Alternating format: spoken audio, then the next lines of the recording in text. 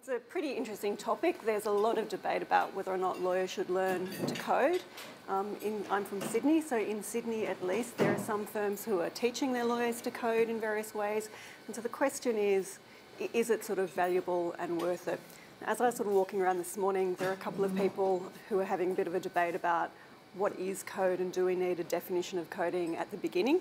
And so I haven't put it in the presentation, but I thought I'd just explain my understanding of coding before I sort of launch into the question, should lawyers learn to code?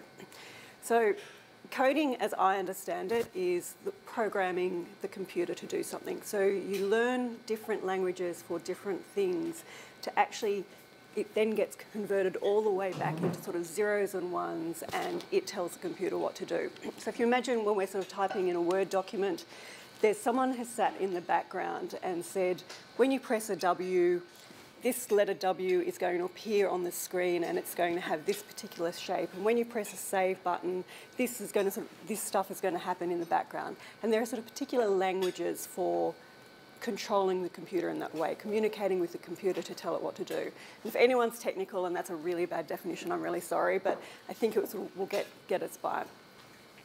So to code or not to code, is that the question? When I really love the fact that the question is actually sort of a question about, is it a question? It's like a meta question.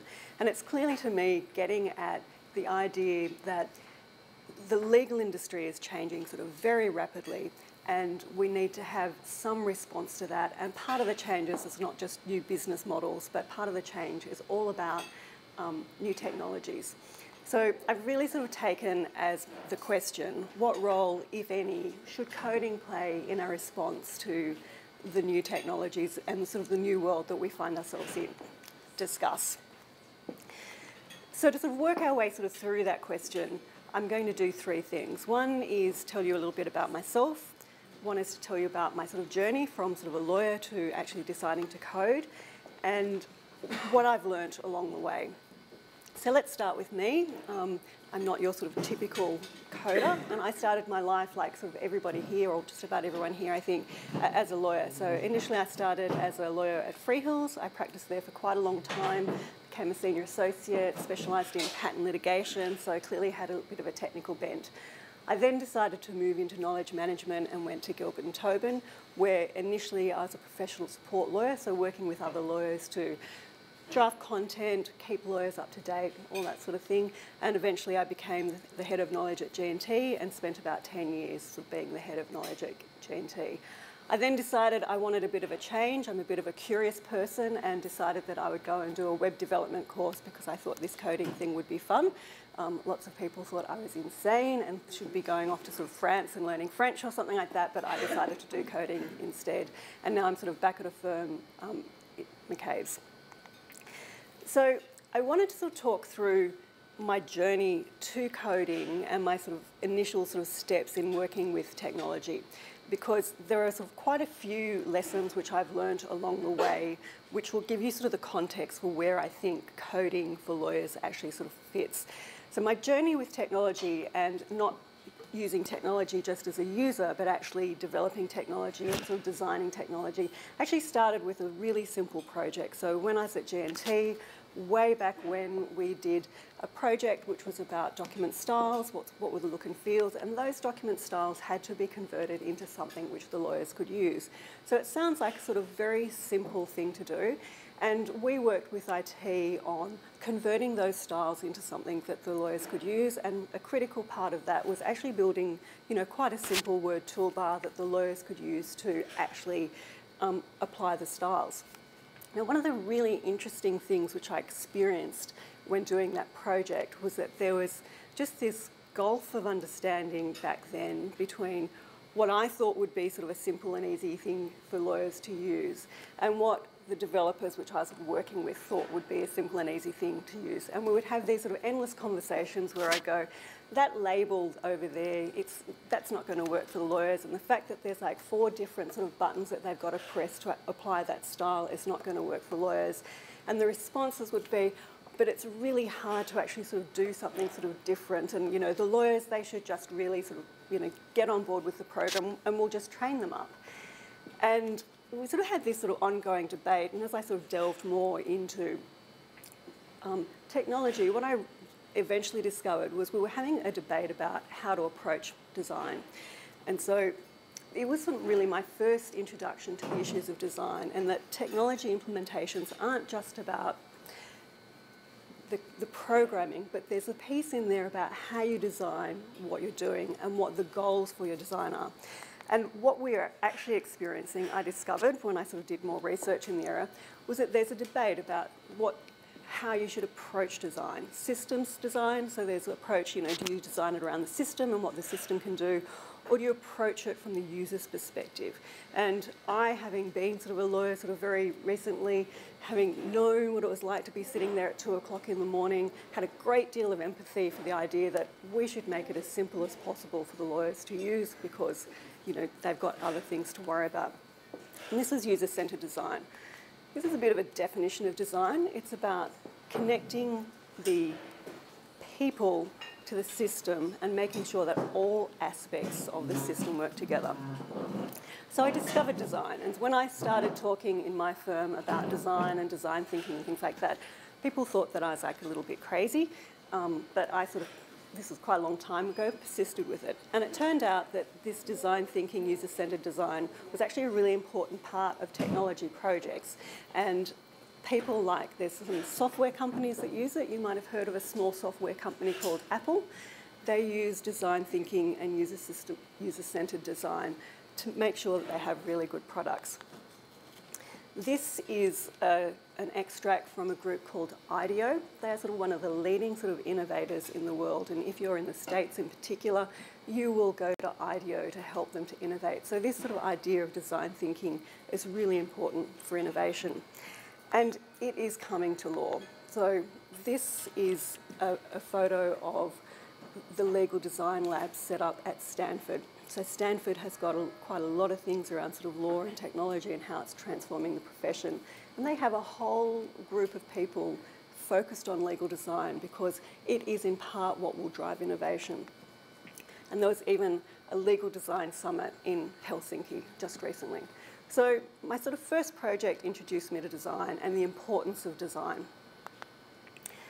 My next sort of project, so these are sort of the significant projects that I can draw learnings from, was building a knowledge bank. So every knowledge manager has to have some form of knowledge banks. You can do it in different ways. And I've done it a couple of times using different tools, and there were sort of 2 times when I did it using the same tool but different processes to do it. And I sort of learnt a lot about technology and where programming fits within that. The first time we sort of built the knowledge bank, we did it using sort of a very traditional sort of set of project methodologies. So I was told that I was going to sort of sit back and I was going to be the business unit user and I was going to write this sort of long list of requirements around what it was that my technology was going to do. I hand those off to the developers and they sort of come back and there it is, ta-da. The problem with that approach is that there's things which get lost in the translation and there's some loss of opportunity to actually sort of really understand what it is the technology could do. So I was a little bit frustrated with this, so finally I sort of got IT to agree that I could have 1 hour a week and ask them questions about what the technology could do. So I sort of had my list of sort of things and I'd ask them, can it do this, can it do that? And those questions were clearly sort of bounded by my imagination of what was possible. So we built it, we got it out there, it worked, it functioned, but I was never really sort of satisfied that it was as good as it could be. And that's not actually a criticism of the project, because that's just me. I'm never really satisfied that it's as good as it could be. So a couple of years went by, there were sort of some changes in IT, and we started to collaborate a little bit more. And instead of, having this sort of imaginary wall between me and IT, which was, how things were approached back then, this is a long time ago, I'm old, what they allowed me to do was they gave me like a little test environment. So I had this little test environment that I could go in, there was no coding involved, and I could sort of play around with it a little bit.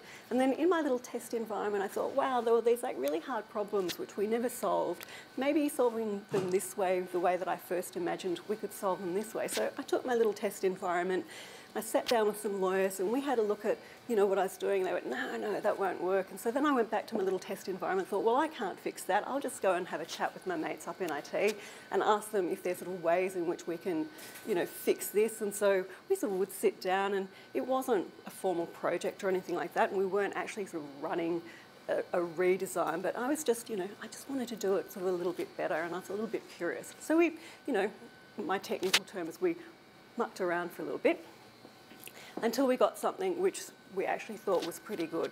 Now, I couldn't build all of it from scratch. There were sort of things which I couldn't actually do, and so the IT guys helped me.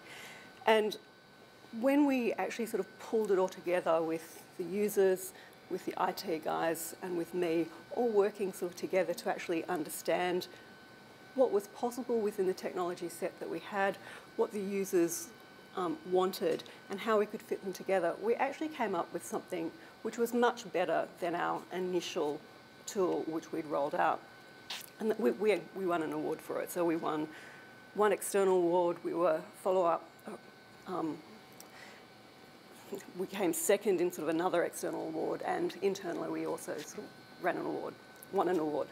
So what did I sort of learn from those two projects? This is sort of the first thing. If all you have is a hammer, everything looks like a nail. So the first iteration of that project was very definitely bounded by the way in which I understood the technology. And because I didn't understand the technology, I couldn't find alternative ways of solving the solution. And this was interesting. I actually sort of Googled this, and apparently in engineering there is this thing called the law of the instrument, and it's exactly that.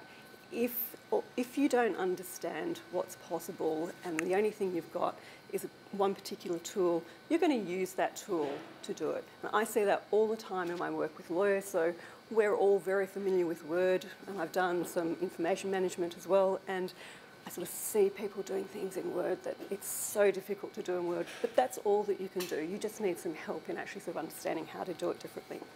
So I became sort of very passionate about needing to understand what it was the technology could do so that I could come up with the best results.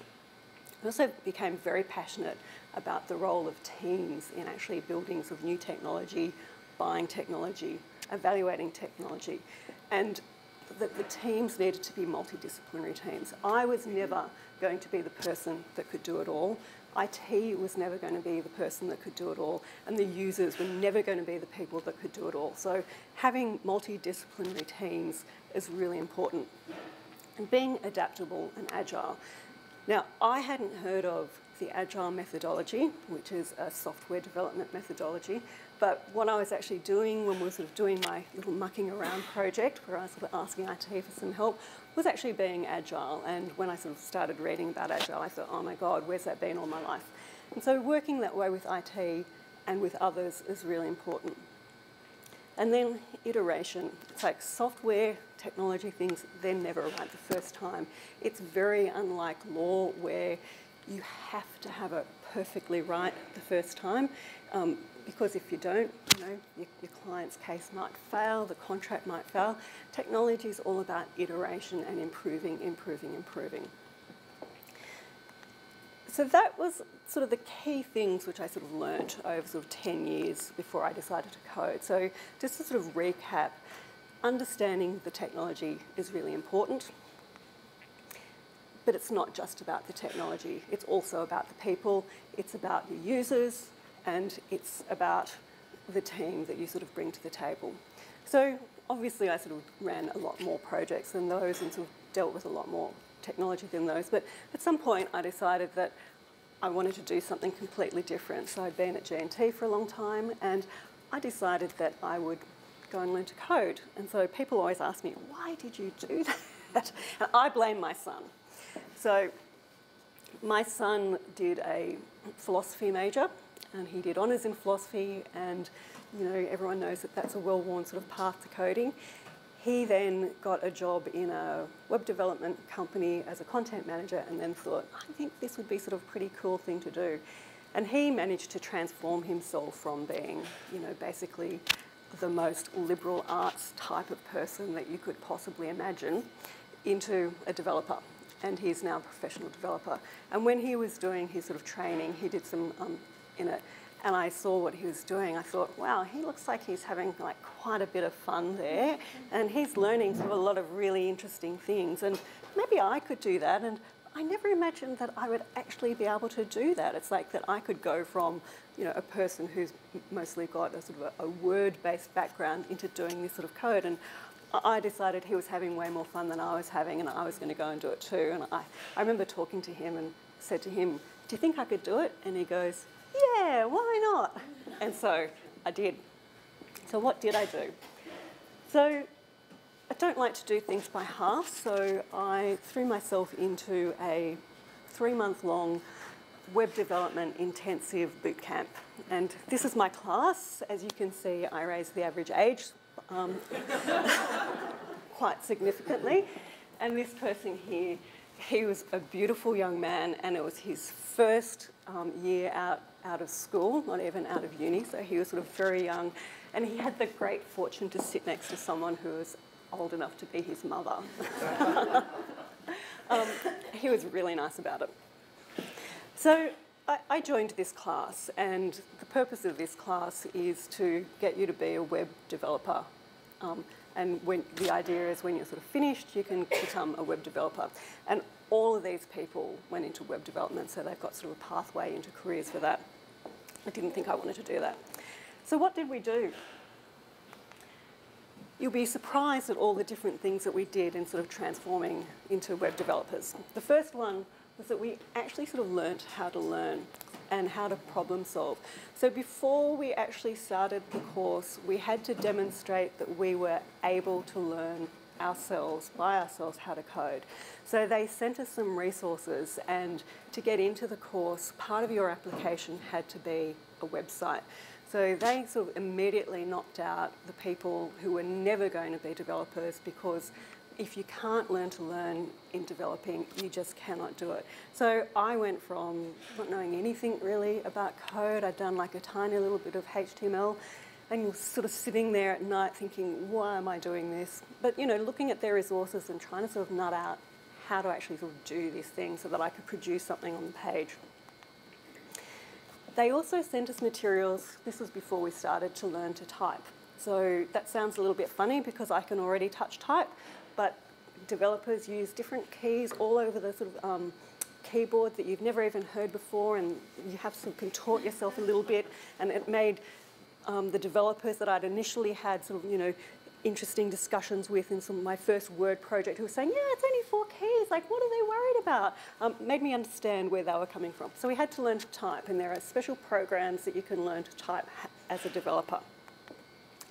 Then we had to learn logic, so they sent us a book, and we had to read, you know, formal logic, formal deductive logic, so pretty, you know, exciting reading sort of after a day's work. And that was to enable us to start understanding programmatic logic, because talking to the computer and giving the computer instructions is quite different to talking to a person. We then learnt a whole pile of developer tools. So developers, being developers, build themselves fantastic tools to work with. But if you're unfamiliar with their environment, you have to actually sort of learn what their environment looks like. Then we learnt to code. So only after we did all those things did we actually sort of start touching some lines of code.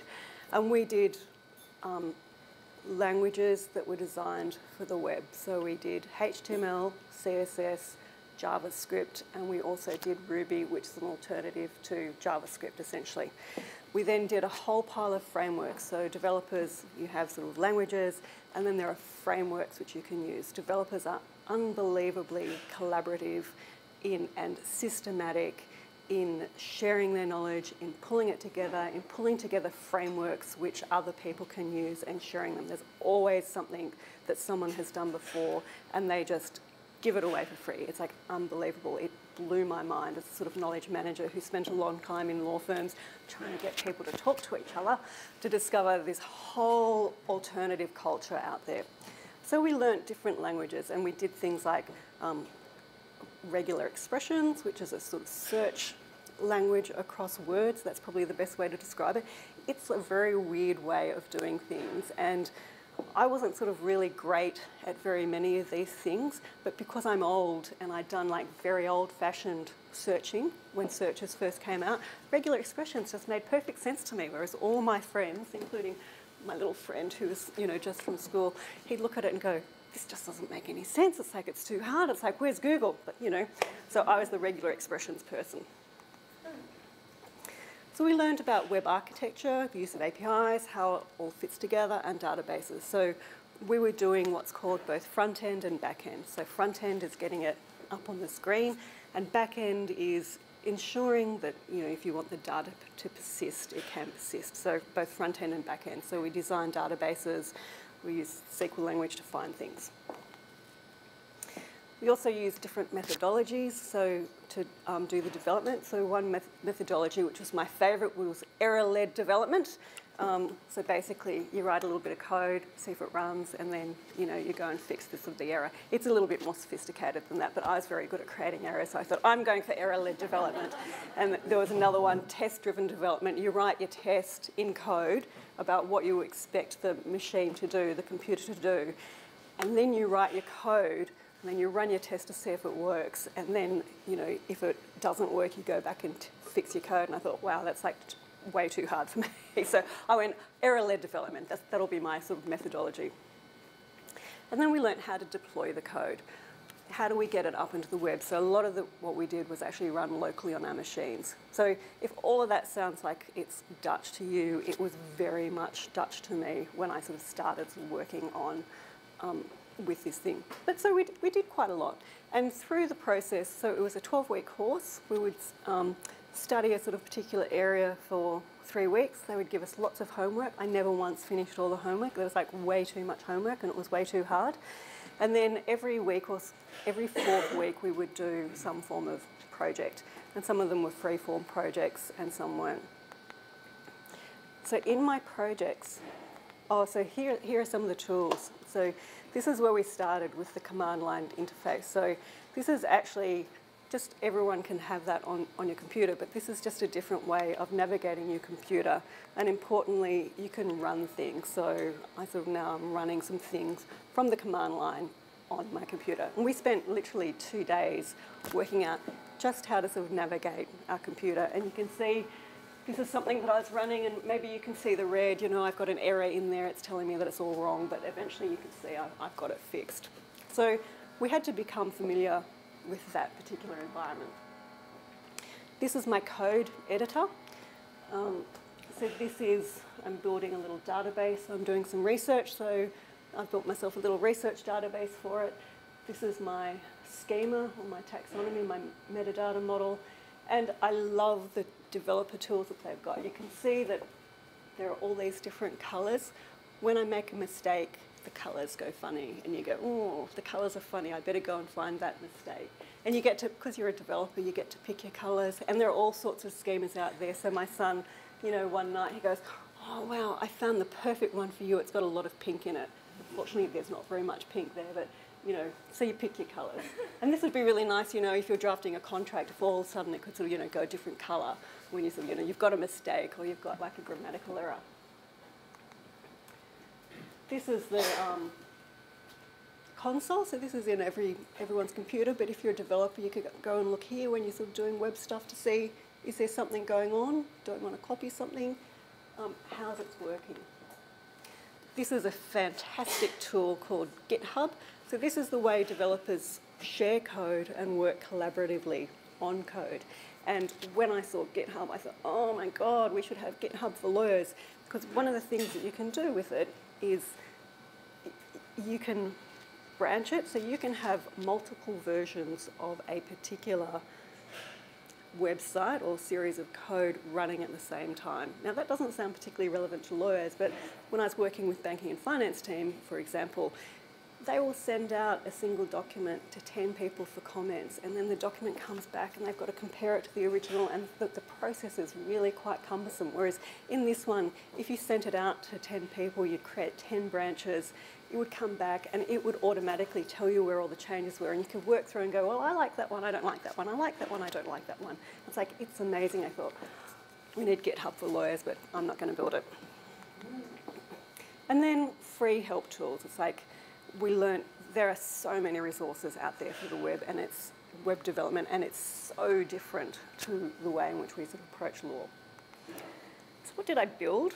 When I was doing the course, I was sort of in two minds about whether I really sort of, wanted to do this sort of law thing anymore. I've been in the industry for quite a long time. Maybe I wanted to do something different. But then I started sort of building things, and I seem to have been a little bit obsessed with contracts at the time. So you can see I built one online orchestra with a team, which was quite fun. So music is my other passion. And we built a little tool that we programmed the keys on the computer, could play different sounds, and one of the very clever people in the team knew how to do this thing called WebSocket, so we could actually have different people on different computers connecting to the program all at once, making basically very cacophonic noise. It was like pretty noisy.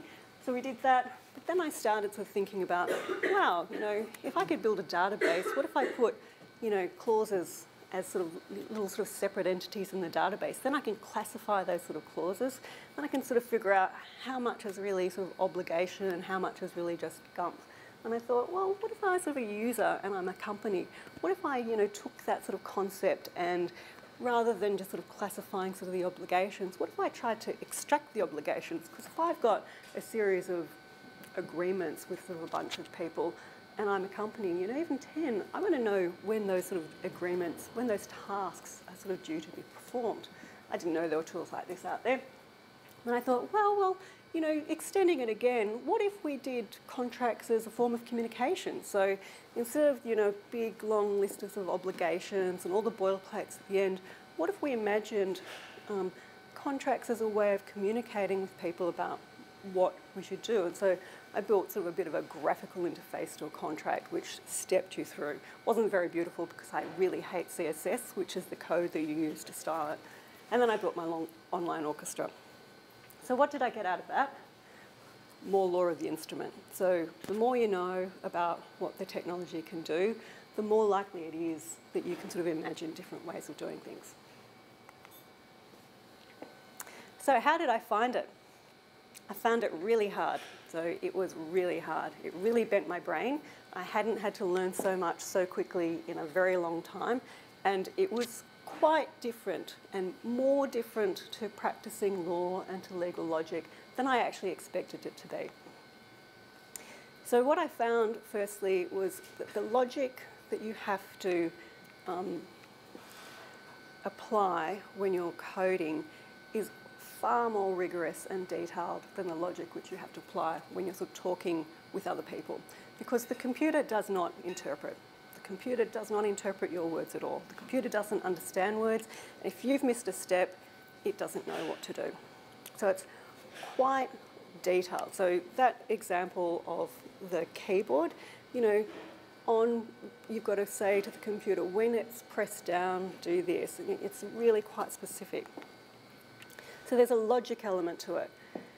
It's also a language. So the thing which I found really hard was trying to sort of, mash my brain into actually sort of getting the logic right and then expressing myself in the language. And we did quite a number of languages, and my brain just wasn't used to this sort of idea of translating this logic, this very detailed logic, into these languages. And I was like constantly looking things up and constantly, trying to sort of figure out how to do it, because it is a language.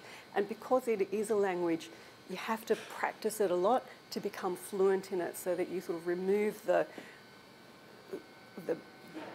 thinking around, do I use var here, or do I use this here, or whatever, so that the language just flows, so that you can actually sort of concentrate on the logic.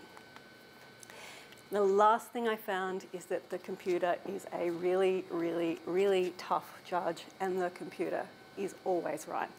So if the computer tells you that you've got an error, you've got an error. There is an error in your code somewhere. And it's not like sort of a human reader who, if they're reading your document and there's, no semicolon there, they go, oh, I can infer what that meaning is. The computer is very deductive.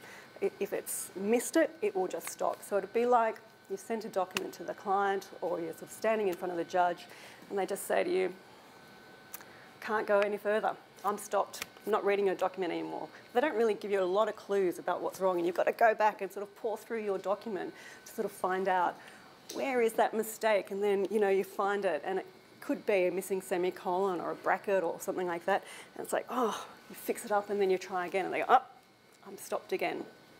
So we don't have a lot of time, but I wanted to show you this photo, a couple of things. So I did some work with, there's a group called the Internet Forum, and these are quite technical people, and they wanted to understand, so they're not technical in the sense that they code, they're technical in the sense that they, you know, they build intranets, they sort of publish material, they're probably a little bit more technical than most lawyers. I did this exercise with them where I was the computer and they had to program me to basically wave my arm. That was the task. They didn't have to sort of speak in any funny languages, and I'd already defined myself and I knew what my sort of elbow was and things. So all they had to do was the logic bit. What are the steps to get this computer person to do this? They had me hitting my head, all sorts of things. But this photo I find pretty interesting because this is the person in this team whose task it was to actually sort of tell me what to do. And she couldn't help waving at me because she's trying to sort of, you know, get me to interpret it like I'm a sort of human. It's like she's going, and go like this. It's like, I don't know what this means. It's like, you know, so they were getting like a little bit, what's she doing? But that's how detailed that logic is. We had one fellow in the class who was a developer, and he did sort of a magnificent job. So it was all, there was a sort of flow, and there was a board, and he sort of defined on the board where my arm would be and how many squares my arm needed to move amongst. So that was quite hard. And this one I saw just the other night. I'm not sure if you can read it. This is on LinkedIn from a developer. 14 hours looking for a capital T or a little t. It's like, and you know, that will be thousands of lines of code. So, you know, it's a different world. So what did I learn from learning to code? The digital world is amazing. It's like, it is incredible. The idea of what we've built and the amount of work that we've done to build it, incredible. The other thing, code is not this amorphous blob. So when you're not familiar with programming or coding, it seems like, you know, it's just this big bundle of things, and if you could just learn to code, you could do things. It's a little bit like lay people's ideas of lawyers. Like, everyone's a lawyer, right? I can ask any lawyer any particular question, you know, except there are all different sort of types of lawyers. Like, some of us are litigators, some of us are construction lawyers, some of us work in big firms, some of us work in small firms. Like, lawyers aren't an amorphous blob. If you've got a problem to be solved, you need to find the right lawyer. If you've got like a programming problem to be solved, you need to find the right language to use, and you need to find the right developers to do it for you. It's a skill.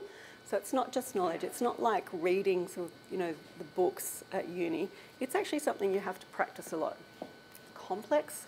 It's always changing. I am already out of date, so we learnt JavaScript ES5, and now I've got to relearn JavaScript because ES6 has come out.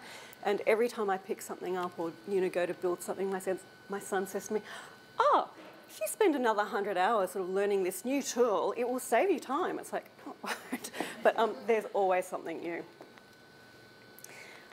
But understanding how it works does stoke the imagination a little bit. And if you are working with developers, it will help you talk with them. So back to my essay topic, which is, you know, should lawyers learn to code? Will it help? Will it help address sort of the issues that are arising from sort of the legal technology that's hitting our industry? And, you know, I still have sort of, you know, lawyer in me. It depends. It really depends on what you're seeking to get out of it and what kind of role you're looking for. So I imagine that these are sort of probably sort of 4 different boxes that you sort of might fit in.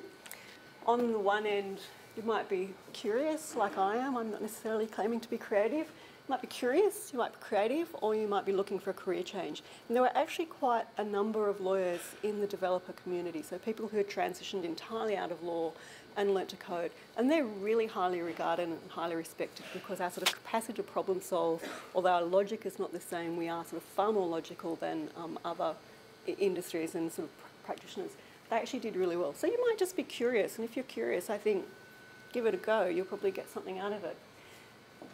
If you're involved in sort of designing and implementing technology and you're curious about it, it's probably not going to hurt, because the more you know about what the technology can do, the more able you are to at least engage in conversation. So when I'm dealing with vendors now, it's much easier for me to understand what it is they're talking to me about when they start talking about APIs and servers and clients and blah, blah, blah. It's like, you know, I kind of get it. And when I'm evaluating tools, I sort of get whether or not it is like a really sophisticated tool, or whether it's just, you know, something really simple which you could actually sort of go and build yourself. So it could be useful. Decision maker, I sort of think that you probably would be better off being advised about what's possible. And then user. If you're a user, if you don't think that you're going to be involved in sort of the creative side, in the implementation side, you're probably better off focusing on sort of just your sort of ordinary sort of digital literacy skills. So how do I use the technology? How do I make sure the answer it's giving me is right? Because when some more machine learning comes in, that's going to be sort of a critical thing. So it sort of depends. So I also had to think about what questions we should be asking ourselves. So to code or not to code, it is a good question, and certainly you might have, you know, a predisposition to doing it, and if you do it, give it a go. But these are the types of things which I thought we should be asking ourselves. How do we learn about the new approaches? How do we use them in our sort of daily practices? And significantly, how do we form the right teams to actually sort of help us do that? And I think that is sort of a really important question, because I don't think we're all going to become, you know, super duper technologists, but we need to have people around us who can help us actually sort of understand what it is that we could do, what it is that we should do. And that really sort of takes me back to sort of some of the projects which I sort of run and the importance of teams. So if you want to learn to code, I would encourage it. It's kind of fun in a very unusual way.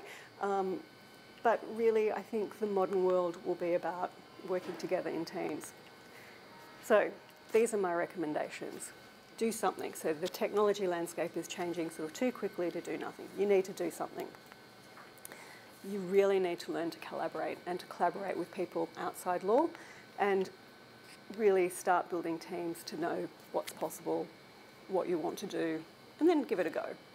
So that's my sort of world about learning to code and my journey to do it.